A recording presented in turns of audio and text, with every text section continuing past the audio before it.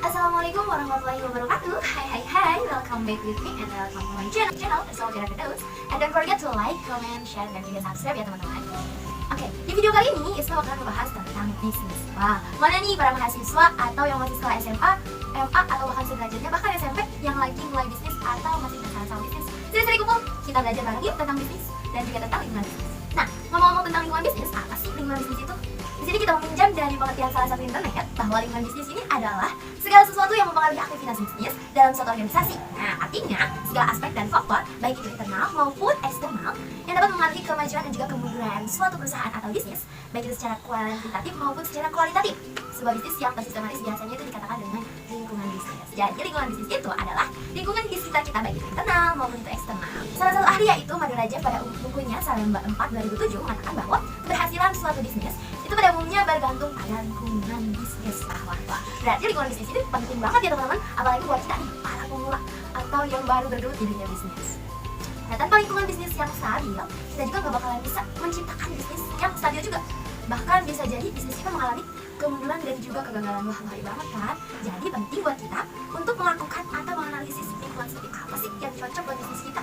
Selain itu, Madu Raja juga mengklasifikasikan kembali lingkungan bisnis menjadi 4. Nah, apa aja ya? Yang pertama ada lingkungan sosial, yang kedua ada lingkungan industri, yang ketiga ada lingkungan ekonomi, dan yang keempat ada lingkungan global. Selain dari pengertian lingkungan bisnis, ada juga komponen-komponen lingkungan bisnis nih teman-teman. Nah, komponen lingkungan bisnis ini menurut para pakar ekonomi itu dibagi menjadi dua. Ada lingkungan internal, ada juga lingkungan eksternal. Nah, apa sih lingkungan internal? Lingkungan internal ini lebih ke di dalam perusahaan tersebut gitu kan. Ada beberapa hal yang mempengaruhi lingkungan internal ini. Apa aja sih? Yang pertama ada man atau tenaga kerja alias manusia. Walaupun pada zaman sekarang sudah banyak tercipta seperti mesin yang baru handle kegiatan manusia gitu kan. Sebagai pekerja itu, tapi tidak terlepas dari itu, peran manusia di dalam suatu perusahaan itu penting atau sangat penting. Tetap penting walaupun ada mesin, ketika tidak ada manusia yang mengoperasikannya, tidak akan berjalan lancar. Nah, lanjut ke yang mempengaruhi nomor 2 yaitu money atau modal. Nah, nggak mungkin dong kita membangun suatu bisnis tanpa modal, ya kan? Modal di sini itu yaitu sejumlah uang yang diberikan atau untuk membuat produk atau suatu barang seperti mesin, peralatan pabrik, alat-alat transportasi, dan lain sebagainya, gitu kan? Maka dari itu perusahaan harus berusaha untuk mengelola keuangan dengan cermat. Jadi ketika suatu perusahaan mengelola keuangan dengan cermat, itu bisa menambahkan benefit atau profitnya dibanding dengan perusahaan yang mengelola keuangannya secara tidak transparan atau detailnya seperti apa gitu kan? Maka dari itu penting untuk para pemula bisnis bisa mengelola modal atau keuangan di suatu perusahaan tersebut. Gitu. Lanjut ke poin selanjutnya yaitu perlengkapan atau peralatan produksi. Apa sih bedanya peralatan dan juga perlengkapan? Oke, kita bahas. Perlengkapan di sini adalah barang yang berangsur-angsur bisa habis. Itu adalah perlengkapan. Sedangkan peralatan adalah barang yang tidak habis namun mengalami penyusutan. Contohnya seperti mesin. Lanjut ke poin selanjutnya yaitu metode. Nah, atau cara kerja. Cara kerja di sini merupakan suatu pelaksanaan kerja produktif, misalnya pengambilan keputusan, pemberian ide, atau bahkan pemikiran inisiatif yang dianjurkan agar pengelolaan sumber ekonomi berjalan dengan lancar. Seperti itu. Singkatnya, di metode ini ialah pelaksanaan manajemen dalam perusahaan atau pengelolaan perusahaan. Pada masa sekarang ini, pemuasan kebutuhan konsumen akan dapat tercapai apabila didukung oleh sistem pelayanan yang baik dari pihak perusahaan. Jadi, metode seperti apa sih yang cocok kita kerjakan atau kita lakukan di zaman sekarang gitu kan?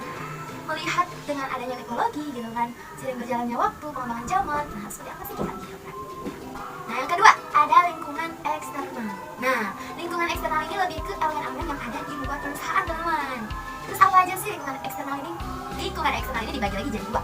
Yang pertama ada lingkungan mikro, yang kedua ada lingkungan makro. Nah, kita bahas satu-satu yuk. Yang pertama ada lingkungan mikro. Nah, lingkungan mikro ini terdiri dari pemerintah, pemegang saham, kreditor, pesaing, publik, perantara atau distributor, pemasok, dan juga konsumen teman-teman.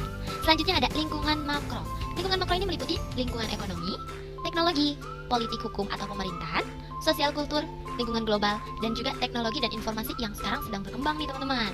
Nah, perlu kita ketahui semua lingkungan baik internal maupun eksternal itu dapat berubah-ubah sejalannya perkembangan waktu. Nah, selanjutnya kita akan membahas tentang sikap pebisnis dalam menyikapi lingkungan bisnis yang semakin dramatis. Wah, menarik bukan?